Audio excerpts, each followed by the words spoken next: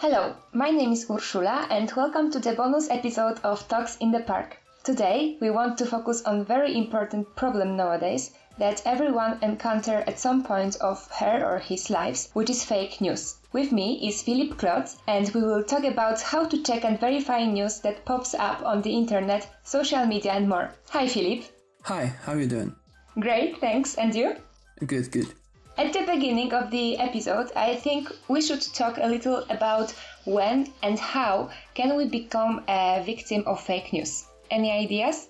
We see fake news almost every single time when we open the web. Thanks to the internet, we have access to knowledge from every branch of science, but we must use it wisely because it misinterprets the facts or simply get the wrong ones. Remember that YouTube films with yellow subtitles aren't the very best source of the news. Before sharing anything, check the source, even when info seems legit. Trust but verify. Trust but verify. That sounds a good rule. But how to do it? Well, our dear follower, we've got you covered. First of all, remember that every information you find should be checkable.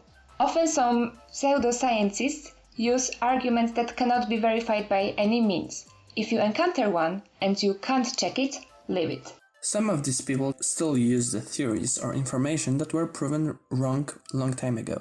One of the most controversial ones is Holocaust denialism.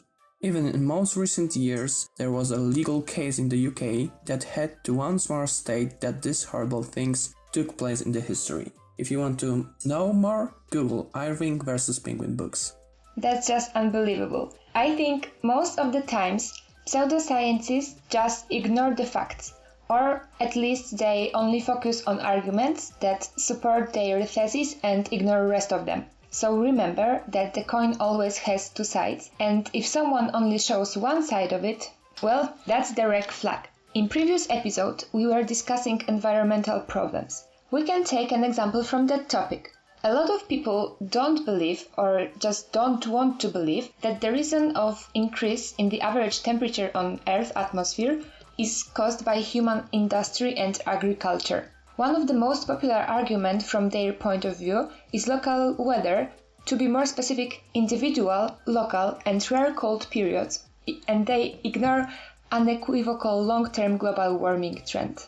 I think that a lot of these so-called scientists that believes, for example in the flat earth theory, don't communicate or exchange the views on how this theory should work. And that's another alert that you should consider. When some theory is supported by different people with different mechanisms or different even excluding arguments, I wouldn't believe it even for a second. Students that will work as healthcare workers, for example pharmacists as ourselves, during their studies will meet the idea of EBM, which stands for evidence-based medicine. Generally speaking, it says that we must use the information that is only based on evidence that is supported by many different studies. Clinical trials with double-blind study is one of the best standards nowadays. We cannot conclude any reasonable opinion if we base it on single experiment or on single lecture. Empirical data is a must-have. I think that's a crucial problem. Most of us trust the words or not numbers. Frankly speaking, it's easier to listen or read some arguments that is stated by a scientist than looking through data by ourselves. So my advice here is simple. If someone in discussion supports the argument by citing authority and won't give you any hard data, that's a big no-no. Being skeptical is the quality of a good scientist. If they want to support their arguments, that's even a minor step forward.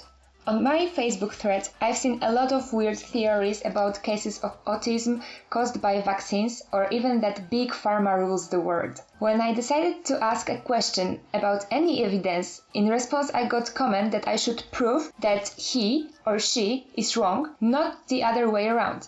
I believe that if you give an opinion or you write some scientific hypothesis, you have to prove it beyond any doubt. Exactly.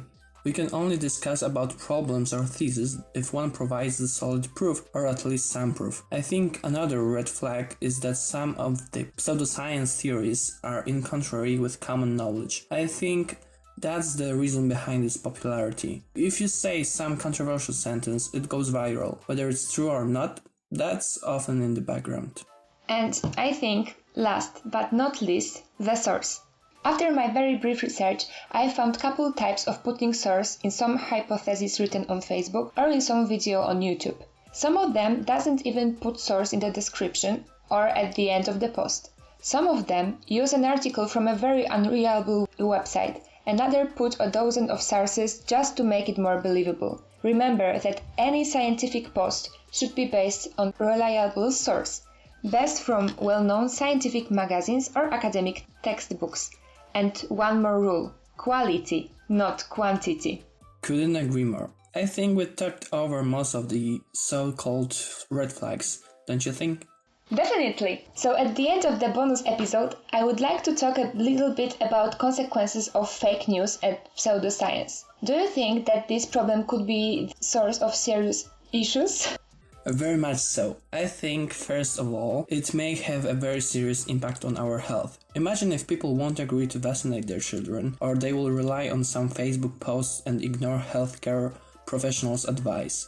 It won't end well. Anti-vaccination movement not only may cause individual health problems, but it has impact on social immunity. Imagine if government would consist with people that don't believe in effectiveness of vaccines.